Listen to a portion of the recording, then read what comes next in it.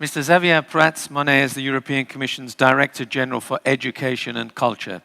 He's been responsible for EU policies in the field of education and training since 2011, including the new Erasmus Plus program. He also represents the European Commission in the governing body of the European Institute of Innovation and Technology. Previously, he's worked on employment policy. I invite him to join us up on stage, please. Thank you. Thank you. Good evening. Good evening. You know, closing sessions is usually a room where one person reminds the audience of what they just heard, and therefore they remember perfectly well.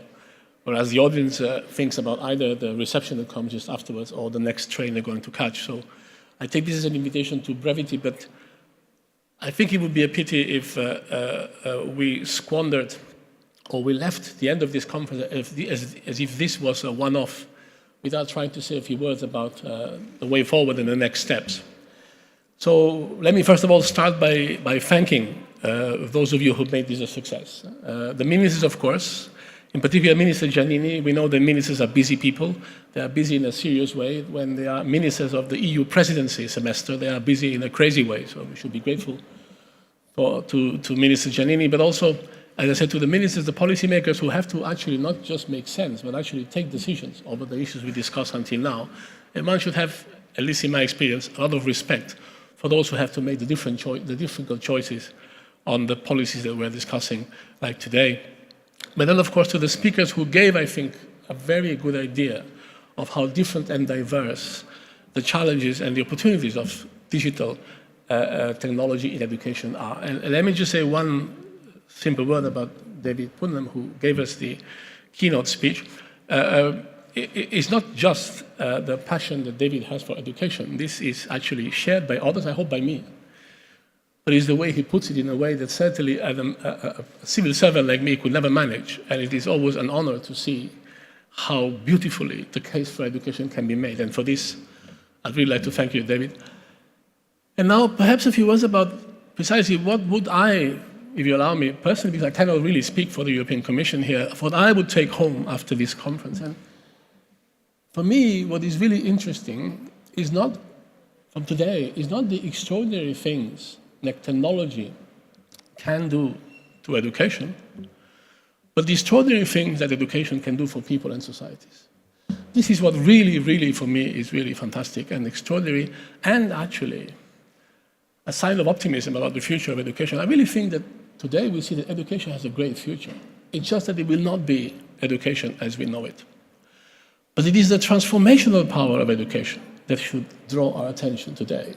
Because it is, I think, by understanding and drawing the consequences on the transformation of education that we will find the answer to the extraordinary pessimism that Europe and its societies share with no one else in the world about its own future. Technology, especially when mixed with globalization and demography, has transformed many parts of our societies. The banking sector, music. But you know, when technology changes the business model of music, it changes the way people listen to music. When technology changes education, it changes people's lives. And this is, I think, the real lesson, if I may, to take home. You know, this is in this building is called Turman Taxis. Turman Taxis is actually, as you know, the history of a family. It's a family that had the first public postal service in Europe. And it started with one man in 2090 called Tasso. And Mr. Tasso gathered 30 or 40 of his relatives and a few horses and established a postal system, a postal service between Venice, Rome, and Milan. This was based, I don't know how he formulated it, but it was based on a very simple idea that carried this family to fortune for 7 centuries. And the idea was that information and knowledge is very important. And getting it to the right place at the right time is really critically important. This very simple idea, as I said, was an extraordinary success. Now look what has happened since. I mean, last year, there were 400 billion pieces of mail circulated in the world, 400 billion. So an extraordinary increase due to globalization, due to demography. But at the same time, as you know, 30 years ago, a new name came up, snail mail, which gives us a sense that was so critically important for the circulation of information in 1290, which was distance, is not important anymore. But the reality remains the same, the importance of knowledge. Now, to understand how education has a great future, but not the future of education as we know it, you just have to see as to how what we understand as knowledge has changed. Knowledge is not the transmission of information, it's not actually even the invention of technology. It is the way technology is shared in collaborative networks of increasing complexity and unstable. This is what creates productivity, growth, invention. Now, if you look at education systems, in particular, but not only university systems, you see how little current education systems are adapted to a world that is not based on departments, that is not based on disciplines, that is not based on formal certification of learning, that is based on a collaborative way of looking at how different disciplines, different ways of looking at science, the combination between science and humanities. This is what matters for knowledge. This is how knowledge can make a difference in our lives. And this is the future, the very different future of education that technology will allow us to get.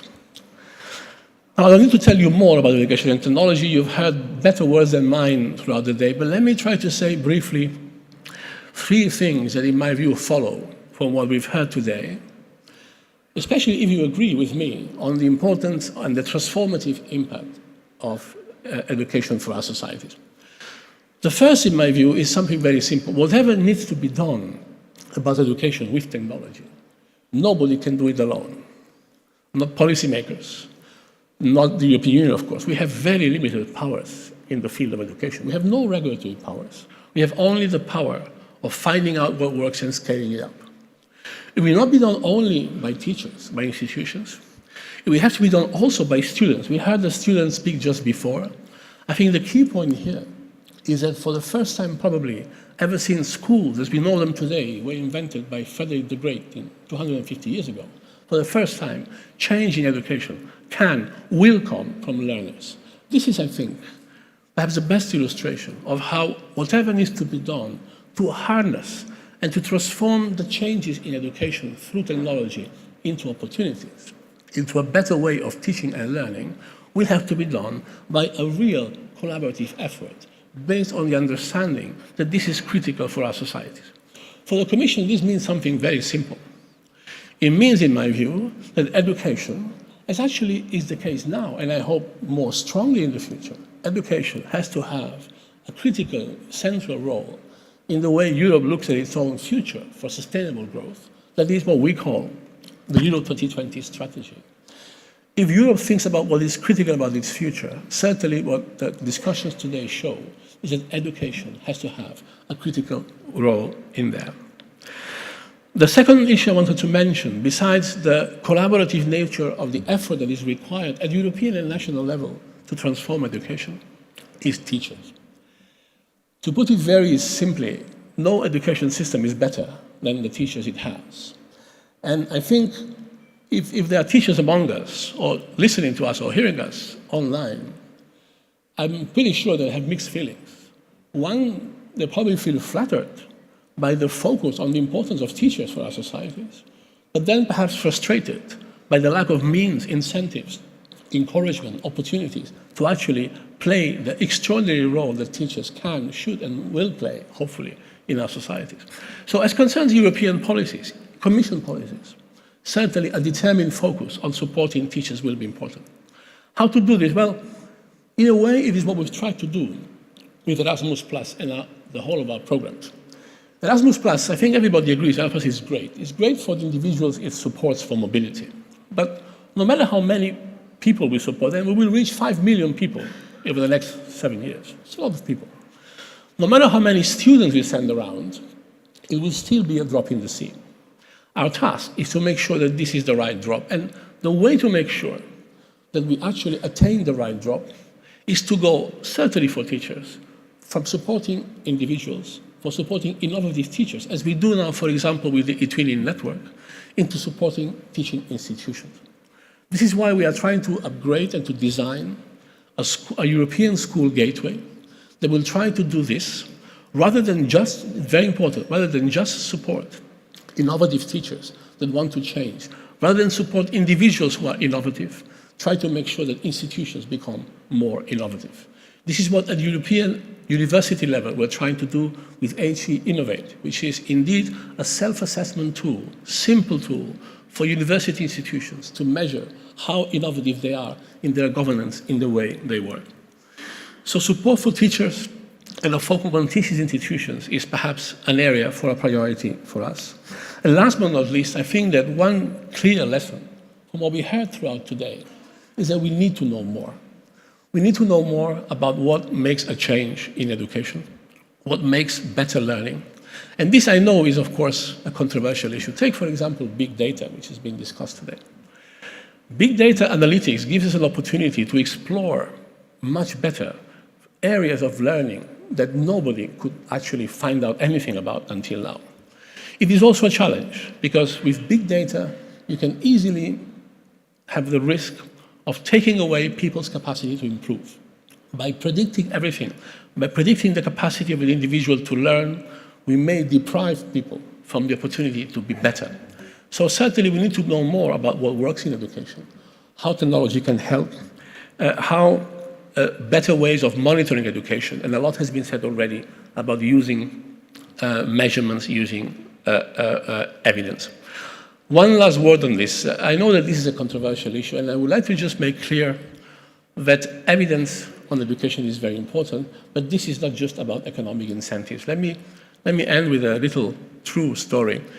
There's a couple of Israeli scientists who looked at one problem in early childhood education institutions. Parents arrived late. The last moment for a parent to pick up the children was 6 p.m., and some parents tended to arrive a bit later, a problem that many parents and teachers actually have probably experienced. So this was studied, and then the decision was, let's impose a fee.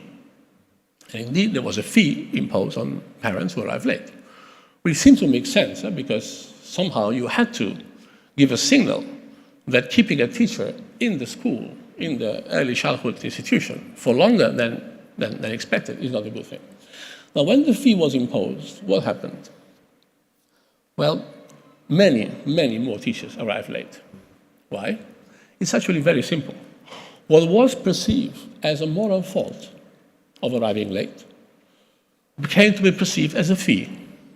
Teachers considered that they were engaged into a contractual arrangement with the teacher, and therefore felt free to arrive late, since this was a contractual arrangement. Now, this is a sense that not everything is about money, that we have to be very careful about monetarizing aspects of education, and that at the end of the day, education is about values.